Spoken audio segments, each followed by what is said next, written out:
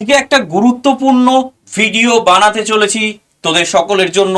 সেটা হচ্ছে তোদের একটা ভীষণ ডিমান্ড ছিল যে যদি স্যার এই দুটো এক্সাম অর্থাৎ আইজার ভার্সেস নাইজার এই দুটো যদি একটু বানিয়ে দেন ইন ডিটেলিং, এদের মধ্যে কি তফাৎ, এগুলো যদি একটু বলে দেন তাহলে খুব ভালো হয়। তো ভাবলাম তোদের যখন এতটাই ডিমান্ড রয়েছে তাহলে কেন বলবো না, বলেই দিই।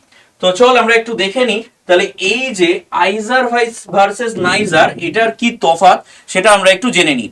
যারা চ্যানেলে নতুন তাদের জন্য ছোট্ট করে বলে রাখি, আমি জয় স্যার 10 বছরের অভিজ্ঞতা সম্পন্ন 9, 10, 11, 12 থেকে শুরু করে এএনএম, জিএনএম, জেনপাস সবকিছুর জন্যই ফিজিক্স ক্লাস আমি করিয়ে থাকি। তো এই চ্যানেলটা এখনো যারা সাবস্ক্রাইব করিসনি তারা অবশ্যই চ্যানেলটাকে সাবস্ক্রাইব করে নিবি। আর এটা হচ্ছে আমাদের একটা প্যারামেডিক্যাল এবং নার্সিং এর কোর্স, যার মধ্যে বই থেকে শুরু করে মক টেস্ট থেকে শুরু করে লাইভ ক্লাস, রেকর্ডেড ক্লাস সমস্ত কিছু ইনক্লুডেড। যদি এই কোর্স সম্বন্ধে আরো জানতে হয় তাহলে 9681262518 নিচে যে নাম্বারটা রয়েছে এই নাম্বারে অবশ্যই তোরা যোগাযোগ করে নিতে পারিস, কোনো অসুবিধা নেই। এই যে নাম্বারটা, এটা হচ্ছে আমাদের জেনপাসের সাকসেসফুল স্টুডেন্ট, এবং এরপর আছে আমাদের এই যে এএনএম জিএনএম এর সাকসেসফুল স্টুডেন্ট। প্রচুর সাকসেসফুল স্টুডেন্ট আমাদের এখান থেকে বেরিয়েছে। তো যাই হোক, এবার চলে আসি আসল বক্তব্যে, সেটা হচ্ছে যে আইজার ভার্সেস নাইজার। প্রথমে ফুল ফর্মটা আমরা একটু জেনে নিই, Indian institutes of science education and research, তাই তো? অ্যাকচুয়ালি এই আইজারের মধ্যে কিন্তু অনেকগুলো প্রতিষ্ঠান রয়েছে, পুনে, কলকাতা, মহালি, ভোপাল, তিরুবনন্তপুরম, তিরুপতি, বেরহামপুর, সব জায়গাতে কিন্তু এর মানে এই এতগুলো জায়গায় এর কি রয়েছে না ইনস্টিটিউশন রয়েছে। NISER national institute of science educational research একটাই প্রতিষ্ঠান ভুবনেশ্বরে অবস্থিত, যেটা 2007 সালে কিন্তু তোর কি হয়েছে না প্রতিষ্ঠিত হয়েছিল। ঠিক আছে, এটা হচ্ছে মেন ডিফারেন্স। আচ্ছা, নেক্সট, আইজার আন্ডার মিনিস্ট্রি অফ এডুকেশনের আন্ডারে, নাইজার হচ্ছে আন্ডার ডিপার্টমেন্ট অফ অ্যাটমিক এনার্জির আন্ডারে। ক্লিয়ার? নেক্সট দেখ এলিজিবিলিটি। ঠিক আছে, মোটামুটি দুটোরই যদি শিক্ষাগত যোগ্যতা দেখতে চাই তো মোটামুটি একই। এটাতে কি আছে 10+2 পিসিএম অথবা পিসিবি, ওটাতেও তোর পিসিএমবি, তাই তো? এবার এখানে মাথায় রাখবি কারা কারা এক্সাম দিতে পারে, তারা 2024, 25 এবং 26-এ ক্লাস 12 পাস করেছে বা 2026-এ পরীক্ষা দিচ্ছে তারা দিতে পারে। জেনারেলদের জন্য কত পার্সেন্ট মার্কস পেতে হবে? 60%, এসসি এসটি হলে 55%। এক্সামটা কিরকম হবে? CBT mode, computer based test, 3 ঘন্টার পরীক্ষা। হিন্দি এবং ইংলিশ, কি কি ল্যাঙ্গুয়েজে দিতে পারবি? Only Hindi and English. মনে থাকবে 4টে সেকশন আছে, প্রত্যেকটা সেকশনে কিন্তু আলাদা আলাদা করে পাস করতে হবে। মানে প্রথম সেকশনে পাস করলে তবেই তার পরের সেকশনের কিন্তু খাতা দেখা হবে, দেখতেই পাচ্ছিস। কোয়েশ্চেন এমসিকিউ বেসড হয়। ওকে, এখানে মার্কিং স্কিম কিরকম? +3 -1, অর্থাৎ ঠিক করলে +3, ভুল করলে -1। টোটাল এরকম ভাবে কি হচ্ছে না 240 মার্কসের পরীক্ষা হচ্ছে। 60 মার্কস দেখতেই পাচ্ছিস, প্রত্যেকটা সেকশনে 60 মার্কস, তাহলে 4×6 টোটাল 240। ঠিক আছে, তো নাইজারের সিট ডিস্ট্রিবিউশন দেখ, জেনারেলদের জন্য রয়েছে 101টা, ইডব্লিউ ওবিসি এনসিএল দের জন্য রয়েছে 54টা, 30টা রয়েছে এসসিদের জন্য, এসটিদের জন্য রয়েছে 15টা। টোটাল সিট সংখ্যা হচ্ছে 200টা। এবার তোদের মনে হতে পারে স্যার মাত্র এই কটা সিট, আরে তুই তো পরীক্ষা দিবি তাই না, তুই কি তোর বেস্টটা দিবি না? তুই তো তোর বেস্টটাই দেওয়ার চেষ্টা করবি, কি ঠিক কি না? তো সিট কটা আছে সেটা দেখে লাভ নেই, কিন্তু তোকে তোর বেস্টটা দিয়ে আসতে হবে। এবং আরো এগুলোর ক্ল্যারিফাই করব যে কোনটা সহজ কোনটা কঠিন, সেগুলো নিয়েও ক্ল্যারিফাই করব। তো যাই হোক, মেরিট রুলসে হয়, অর্থাৎ যেটা হয় বেস্ট অফ 3 আউট অফ 4, যেটা আমি বলছিলাম, মানে আগের দিনও বলেছিলাম 180 মার্কসের মধ্যে কিন্তু দেখা হবে। অর্থাৎ তোর 4টে যে সেকশন, সেই 4টে সেকশনের মধ্যে 3টে যে বেস্ট সেকশন থাকবে, অর্থাৎ তুই physics, chemistry, math, biology, physics, chemistry, math, biology, এই 4টের মধ্যে যে 3টেতে বেস্ট হবে সেটার মধ্যে দেখা হবে কিন্তু তোর কত পেয়েছিস, বেস্ট অফ 3 এটার মধ্যে নেওয়া হবে কিন্তু। ক্লিয়ার? আচ্ছা, নেক্সট দেখে নে এনইএসটির মানে ইম্পর্টেন্ট যে এক্সাম ডেট অলরেডি সেটা দেখে নে, 5th জানুয়ারি। ঠিক আছে, অ্যাপ্লিকেশন স্টার্ট। ঠিক আছে, মানে তোর অ্যাপ্লিকেশন এন্ড হচ্ছে কিন্তু 6th এপ্রিল 2026। তাই টেনশন করবার কিছু নেই, এই ডেটটা দেখে টেনশন করবার কিছু নেই। ঠিক আছে, কারেকশন উইন্ডো একটা খুলবে ওই 13 থেকে 14 এপ্রিল নাগাদ। অ্যাডমিট কার্ড রিলিজ হয়ে যাবে মোটামুটি মে মাসের 15 তারিখ, এবং এক্সাম হবে 6 জুন 2026। এই হচ্ছে পুরো একদম তোদের কবে কি সেটা। ঠিক আছে, এবার নাইজারের যে ফিনান্সিয়াল দেখ, টিউশন ফি যেটা, ঠিক আছে, সেটা কিন্তু মাত্র 19,600 পার ইয়ার, ঠিক আছে, কি বললাম, মাত্র 19,600 পার ইয়ার। যদি সিবিএস মুম্বাই এর হয় তাহলে কিন্তু সেটা কি হয়ে যাবে, 14,000 পার ইয়ার হয়ে যাবে। ওকে, ঠিক আছে।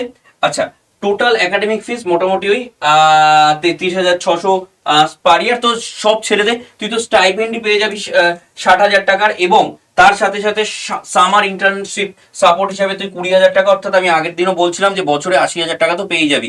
এখানে কি কোর্স করতে পারবি তুই, মেনলি তুই বিএস ইন্টিগ্রেটেড যে কোর্স, অর্থাৎ 5 বছর, সেইটাকে কিন্তু তুই পুরো কমপ্লিট করে নিতে পারবি, বিএস এবং ইন্টিগ্রেটেড কোর্স, ঠিক আছে। তো আইজার, ঠিক আছে, কি এক্সাম দিতে হচ্ছে, আইএটির এক্সাম দিতে হচ্ছে, অ্যাপটিটিউডের টেস্ট, আইজার অ্যাপটিটিউড টেস্ট যেটা, ঠিক আছে। নাইজারের ক্ষেত্রে এনইএসটি দিতে হচ্ছে, ঠিক আছে, এই যে সিবিএস এর মুম্বাই, যেটা আমি এইমাত্র একটু আগে বললাম, ঠিক আছে। অর্থাৎ এই যে সিবিএস এর যদি তুই অ্যাফিলিয়েটেড হোস, তাহলে কিন্তু এই যে এই ফিসটা, এটা কিন্তু 14,000 পড়ে যাচ্ছে। যাই হোক, তো নেক্সট আমরা একটু দেখে নিই। দেখ, এই যে এইমাত্র বললাম, আইজার থেকে তুই কি পেয়ে যাচ্ছিস, 5 বছরের বিএসএমএস ডুয়েল ডিগ্রি, ঠিক আছে। নাইজার থেকে 5 বছরের বিএসএমএস ডুয়েল ডিগ্রি, দুটো থেকেই, ঠিক আছে। বোথ আইজার এবং নাইজার দুটোই কিন্তু 5 বছরের বিএসএমএস ডিএল ডিগ্রি, মানে ডুয়েল ডিগ্রির প্রোগ্রামই, ঠিক আছে। Strong focus on Pune science and research, ঠিক আছে। আচ্ছা, আরেকটা জিনিস দেখে নে, যে এই যে মানে আইজার আর নাইজার, ঠিক আছে। তো আমি যদি বলি, তাহলে দেখ, আইজারের ক্ষেত্রে আমি কি লিখে রেখেছি, যে স্ট্রং ইন্টারডিসিপ্লিনারি রিসার্চ, ঠিক আছে, ওকে, ক্লিয়ার, মোর ড্রাইভার্স ক্যাম্পাস ফ্লেক্সিবিলিটি, ঠিক আছে। নাইজারের ক্ষেত্রে স্ট্রং কানেকশন উইথ ডিএই, তোর এক্সিলেন্ট স্টুডেন্ট টার্গেটিং ফান্ডামেন্টাল, ঠিক আছে, মানে নিউক্লিয়ার সায়েন্স রিসার্চ, ওকে, ক্লিয়ার, ওকে। মানে দেখ, এবার তোদের যদি আমি বলতে চাই যে জব অপরচুনিটি কোথায় বেশি, আইজার না নাইজার, তাহলে অবশ্যই বলবো যে আইজারে তোদের জব অপরচুনিটি অনেক বেশি। কেন?